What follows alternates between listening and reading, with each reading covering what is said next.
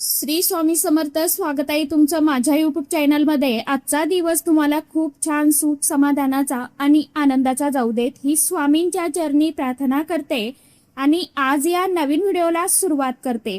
तर बघा मैत्रिणींनो 2026 मध्ये अधिक महिना जो आहे तर तो आलेला आहे आणि हा अधिक महिना म्हणजेच धोंड्याचा महिना, हा महिना अतिशय अत्यंत खूप खास मानला जातो आणि 3 वर्षातून फक्त एकदा हा अधिक मास जो आहे ना तर तो येत असतो, म्हणजे ज्याला आपण धोंड्याचा महिना या नावाने सुद्धा ओळखत असतो. आता हा महिना आपले पुण्य वाढवण्यासाठी, त्याचप्रमाणे व्रत, पूजा, सेवा, उपासना, पारायणे, त्याचबरोबर अनुष्ठान, दान धर्म करण्यासाठी अतिशय अत्यंत महत्त्वाचा मानला जातो. या महिन्यामध्ये आपण बऱ्याच गोष्टी करत असतो नाही का. त्यापैकीच एक नक्कीच गोष्ट म्हणजे मुलगी जी आहे तर ती आपल्या आईची ओटी भरत असते. त्या विवाहित मुली आहेत तर त्या आवर्जून अधिक महिन्यामध्ये आपल्या आईची ओटी भरत असतात. काही भागांमध्ये फक्त 3 वर्षातून एकदा अधिक महिन्यामध्ये आईची ओटी भरली जाते, तर काही भागांमध्ये अधेमध्ये सुद्धा 12ही महिने आपण आपल्याकडे जेव्हा आई येते, आपल्या सासरी जेव्हा आई येते तर त्यावेळी आपल्या आईची ओटी जी आहे तर ती भरत असतो. परंतु अधिक महिन्यामध्ये मात्र आवर्जून मुलीने आईची ओटी जी आहे तर ती भरायची आहे. ही ओटी आपण कशी भरायची आहे, कधी भरायची आहे, त्याचप्रमाणे आपल्याला जर आई नसेल तर मग आपण कोणाची ओटी भरावी, किंवा आपल्याला जर आई वडील नसतील म्हणजेच वडील ह्यात नसतील तर मग आपण आईची ओटी भरू शकतो का, अशी संपूर्ण माहिती आजच्या या नवीन व्हिडिओमध्ये मी तुमच्या बरोबर शेअर करणार आहे. त्यामुळे तुम्ही हा व्हिडिओ स्किप न करता शेवटपर्यंत नक्की बघा. चॅनलवरती तुम्ही जर हा व्हिडिओ पहिल्यांदा बघत असाल तर चॅनलला आवर्जून सबस्क्राईब करा आणि असेच नवनवीन माहितीपूर्ण व्हिडिओ बघण्यासाठी समोरील बेल आयकॉनलाही प्रेस करा. त्यामुळे काय होईल, जेव्हा कधी मी नवीन व्हिडिओ अपलोड करेल तर सर्वात अगोदर त्याचं नोटिफिकेशन तुम्हाला मिळेल आणि तुम्ही एकही व्हिडिओ मिस करणार नाही. कमेंट बॉक्समध्ये ओम नमो भगवते वासुदेवाय नमः हा मंत्र सर्वांनी आवर्जून लिहा. व्हिडिओला कृपा करून एक लाईक आवर्जून करत जावा. तर बघा मित्रमैत्रिणींनो, अधिक महिना हा धोंड्याचा महिना, पुरुषोत्तम महिना या नावाने सुद्धा ओळखला जातो. यंदा 17 मेला अधिक महिना जो आहे ना तर त्याची सुरुवात होत आहे आणि 14 जूनला अधिक महिना हा संपणार आहे. म्हणजेच यंदा 2 ज्येष्ठ महिने असणार आहेत आणि एक असणार आहे तो म्हणजे अधिक ज्येष्ठ आणि एक असणार आहे तो म्हणजे नीच ज्येष्ठ. तर अधिक ज्येष्ठ जो महिना आहे ना तर तो 17 मे ते 14 जून. तर या काळामध्ये आपण कोणत्याही दिवशी, ज्या दिवशी आपल्याला शक्य आहे तर त्या दिवशी आपल्या आईची ओटी आपण भरू शकता. अधिक महिन्यामध्ये लेक जावयाला धोंड्याचं जेवण जेवायला सुद्धा बोलवलं जातं.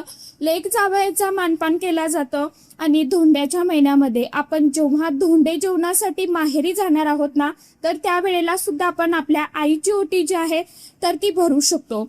ओटी भरणे हा सौभाग्यवतीचा आदर, सत्कार, मान असतो. ओटी भरणे हा भारतीय संस्कृतीतील महत्वाचा संस्कार आहे. अधिक महिन्यामध्ये सवाष्ण स्त्रीची ओटी भरली जाते आणि त्यामध्ये खास करून प्रत्येक विवाहित मुलगी आपल्या आईची ओटी भरत असते. आपल्याला ज्या आईमुळे जन्म मिळाला, ज्या आईमुळे आपल्याला जग बघायला मिळते, आपण ज्या आईमुळे जग पाहिले तिला धन्यवाद म्हणून ही ओटी भरली जाते. प्रत्येक आई आपल्या मुलींसाठी खूप कष्ट करत असते बघा. तिला काही संसाराच्या कान गोष्टी शिकवत असते, नाती जपायला शिकवत असते. म्हणूनच आपल्या आईला धन्यवाद म्हणून ही ओटी आपल्याला अधिक महिन्यामध्ये भरायची आहे. ओटी भरण्यासाठी साहित्य काय काय लागणार आहे तर आपण साडीने ओटी भरू शकता किंवा मग खणा नारळाने सुद्धा ओटी भरू शकता. साडी लागणार आहे. जरी आपल्याला अटॅच ब्लाऊज पीस असला तरी देखील आपल्याकडे प्रत्येक साडीला आता हल्ली ब्लाऊज पीस जो आहे ना तर तो येतोच, परंतु आपल्याला एक सेपरेट ब्लाऊज पीस जो आहे तर तो घ्यायचा आहे. आणि नंतर आपल्याला साडी घ्यायची, ब्लाऊज पीस घ्यायचा, हळदी कुंकवाच्या पुड्या करायच्या, तांदूळ किंवा गहू दोन्हीपैकी एक कुठलंही धान्य तुम्हाला घ्यायचं आहे. आता जर ओटीमध्ये गव्हाचा वापर करत असतील तर गहू घ्यायचे, तांदूळाचा वापर करत असतील तर तांदूळ घ्यायचे. त्यानंतर आपल्याला एक नारळ जो आहे पाण्याने भरलेला तर तो घ्यायचा आहे. नारळ आपल्याला आपल्या घरामध्ये पूजेसाठी वापरलेला किंवा आपण एखाद्या देवासाठी घरामध्ये आणून ठेवतो तर तो नारळ आपल्याला घ्यायचा नाही, नवीनच नारळ आपल्याला आणायचा आहे. आणि मेन म्हणजे पाण्याचा नारळ आपल्याला ओटी भरण्यासाठी घ्यायचा आहे. त्यामुळे ज्या नारळामध्ये पाणी आहे असाच नारळ घ्या. आणि जरी आपण ओटीमध्ये नाही घातला तरी चालतो, परंतु नारळ घ्यायचा आहे त्यामुळे नारळ घ्यायचाच आहे. तसेच खोबऱ्याची वाटी घ्यायची आहे किंवा खोबऱ्याचा तुकडा घ्यायचा आहे. एक खारीक घ्यायची आहे. एक लेकूरवाळं हळकून जे आहे ना तर ते घ्यायचं आहे. आपल्याला सुपारी घ्यायची आहे. एक बदाम घ्यायचा आहे पूजेचा. त्यानंतर वेलची घ्यायची आहे आणि हे आपल्याला त्यामध्ये घालायचं आहे. आपल्याला पैसे सुद्धा ठेवायचे आहे ओटीमध्ये, जसं की तुम्ही 11, 21, 51, 108 रुपये त्या ओटीमध्ये घालू शकता, ठेवू शकता बरं का. एवढं तरी आपल्याला साहित्य त्या ओटीमध्ये ठेवायचं आहे, टाकायचं आहे. आपण ज्या देवीची ओटी भरतो त्यामध्ये आपण गजरा किंवा वेणी ठेवत असतो, फळे ठेवत असतो, सौभाग्यवान ठेवत असतो. महिलेची किंवा आईची ओटी भरताना सुद्धा आपण या वस्तू ठेवू शकता. गजरा ओटीमध्ये ठेवू शकता. ओटी भरल्यानंतर तो गजरा आपल्या आईची आहे तर तिच्या केसामध्ये माळला. त्याचप्रमाणे आपण 1 किंवा 5 फळे ओटीमध्ये ठेवू शकता आणि एखादं सौभाग्यवान सुद्धा ठेवू शकता, जसं की हळदी कुंकवाचा करंडा ठेवू शकता किंवा आपण मेहंदीचा कोन, नेल पॉलिशची बॉटल, मणी मंगळसूत्राची पोत, नथ, बांगड्या असं तुम्ही साहित्य ठेवू शकता. तर हे ऑप्शनल आहे. आपण साहित्य नाही ठेवलं, गजरा असेल, सौभाग्यवान असेल, फळे असतील, हे साहित्य नाही ठेवलं तरी चालेल. अगोदर जे साहित्य सांगितलेलं आहे ना तर तेवढं साहित्य जे आहे ते मात्र ओटीमध्ये मेन साहित्य आहे. जसं की साडी असेल, ब्लाऊज पीस असेल, हळदी कुंकू, तांदूळ, गहू, खोबऱ्याची वाटी, नारळ, हळकुंड, सुपारी, बदाम हे साहित्य ओटीमध्ये असायलाच हवं. जरी नारळ आपल्याला ठेवणं शक्य झालं नाही तरी चालेल आणि ठेवला तरी सुद्धा चालणार आहे. बाकी जे साहित्य आहे तर ते ऑप्शनल आहे. जसं आपण देवीची ओटी भरण्यासाठी वापरतो तर ते साहित्य आपण ठेवलं तरी चालते, नाही ठेवलं तरी चालेल. आता जेव्हा आपण देवीची ओटी भरतो त्यामध्ये आपण तांबूळ सुद्धा ठेवत असतो, कारण की तांबूळशिवाय देवीची ओटी अधुरी मानली जाते. परंतु आपण जेव्हा एखाद्या शवासना स्त्रीची ओटी भरतो, एखाद्या महिलेची ओटी भरतो त्यामध्ये तांबूळ जे आहे तर ते ठेवायचं नाही. त्यामुळे अधिक महिन्यामध्ये आईची ओटी भरताना त्या ओटीमध्ये तांबूळ जो आहे ना तर तो ठेवायचा नाही. अशा प्रकारे आपल्याला आईची ओटी जी आहे तर ती भरायची आहे. आपण माहेरी गेल्यानंतर ही ओटी भरू शकता किंवा आपल्याकडे जर अधिक महिन्यामध्ये आई आली तर तेव्हा सुद्धा आपण ही ओटी भरू शकता. सर्वप्रथम आपल्याला काय करायचं आहे, ही ओटी जी आहे तर ती एका ताटामध्ये आपल्याला काढून घ्यायची आहे, तयार करायची आहे.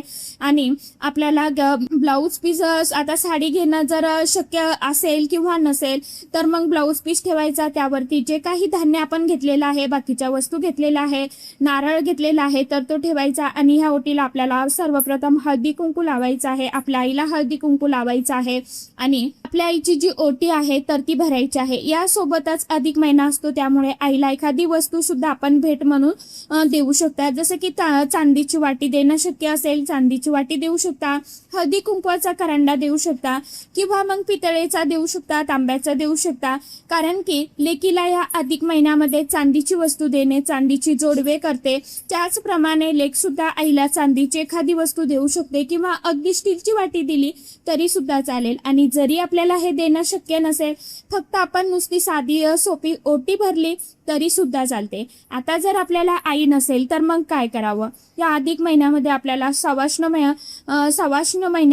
सवाष्ण श्रीची या अधिक महिन्यामध्ये ओटी भरायची असते. त्यामुळे आपल्याला आई नसेल तरी सुद्धा आपण मग काय करू शकता, तर आपल्याला काकू असेल, मावशी असेल किंवा मग आपल्यापेक्षा मोठी बहीण असेल, मोठी जाऊ असेल तर त्याची ओटी आपण भरू शकतो.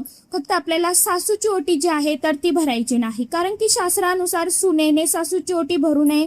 कारण सासूने ऑलरेडी तिचा जो मुलगा आहे तर तो त्या सुनेला दिलेला असतो आणि म्हणून सासूची ओटी आहे तर ती भरत नाहीत. परंतु आपल्याला आईची ओटी नक्की भरायची आहे. आता जर आपल्याकडे वडील नसतील, ह्यात नसतील, मग आईची ओटी भरावी का, अलीकडे बऱ्याच वेळेला आपण ऐकतो की विधवा स्त्रियांना सुद्धा हळदी कुंकवाचा मान दिला गेला आहे पाहिजे वगैरे, परंतु वगैरे काही गोष्टी आता बघा, ज्या विधवा आहेत ज्यांचे मिस्टर जे आहेत तर ते एक्सपायर झालेले आहेत, तर त्यांनाच मुळात कोणताही सौभाग्य अलंकार जो आहे तर तो परिधान करावासा वाटत नाही, किंवा साज शृंगार जो आहे तर तो त्यांना करावासा वाटत नाही, कारण की त्यांना दुःख झालेलं असतं. त्यामुळे कोणतीही विधवा स्त्री जी आहे तर तिला ओटी भरून घ्यावी असं अजिबात कोणत्या स्त्रीला वाटत नाही. त्यामुळे आपल्याला जर वडील असतील तर मात्र आपण आईची ओटी जी आहे तर ती भरू शकत नाही, तर आपल्या ज्या इतर रिलेटिव्ह आहेत जसे की काकू मावशी त्यांची ओटी आपण भरू शकता. परंतु आपण आपल्या आईला साडी घेऊ शकता किंवा एखादी वस्तू जी आहे तर ती भेट म्हणून देऊ शकता, पैसे सुद्धा देऊ शकता. फक्त आपल्याला ओटी जी आहे तर जी ओटी आपण भरत असतो ना, म्हणजे जे सर्व साहित्य आईच्या ओटीमध्ये घालत असतो, तर ही गोष्ट जी आहे तर ती फक्त आपल्याला जर आई किंवा विधवा असेल, आपल्याला वडील नसतील तर करायची नाही. कारण ओटी म्हणजे गर्भाशय, ज्याला आपण ओटीपोट म्हणत असतो. स्त्रीच्या गर्भाशयातच नवनिर्मितीचे वंशवृद्धीचे सामर्थ्य असते, म्हणूनच केवळ विवाहित स्त्रियांची ओटी भरली जाते, विधवा स्त्रियांची ओटी भरली जात नाही. आपल्या आईच्या गर्भाशयातच आपले अस्तित्व निर्माण झालेले असते. ओटी भरणे म्हणजे स्त्रीच्या मातृत्वाचा आपल्या संस्कृतीने केलेला गौरव आहे. त्यामुळे आपल्याला आपल्या आईची ओटी जी आहे तर ती भरायची आहे. तर अशा पद्धतीने अधिक महिन्याला लवकरच सुरुवात होत आहे. तर अशा पद्धतीने प्रत्येक आईने आपल्या आईची ओटी जी आहे तर ती भरायची आहे. तर आशा करते व्हिडिओमध्ये सांगितलेली माहिती सर्वांना समजलीच असेल. ज्यांना काही समजलं नसेल त्यांनी कमेंट बॉक्समध्ये विचारू शकता. तर चला, आजच्या व्हिडिओमध्ये इतकीच माहिती होती. कशी वाटली नक्की सांगा. व्हिडिओ आवडला तर चॅनलला आवर्जून लाईक शेअर सबस्क्राईब जरूर करा. परत भेटूया नवीन माहितीसोबत, नवीन व्हिडिओंसोबत. तोपर्यंत सर्व माझ्या यूट्यूब परिवाराला श्री स्वामी समर्थ.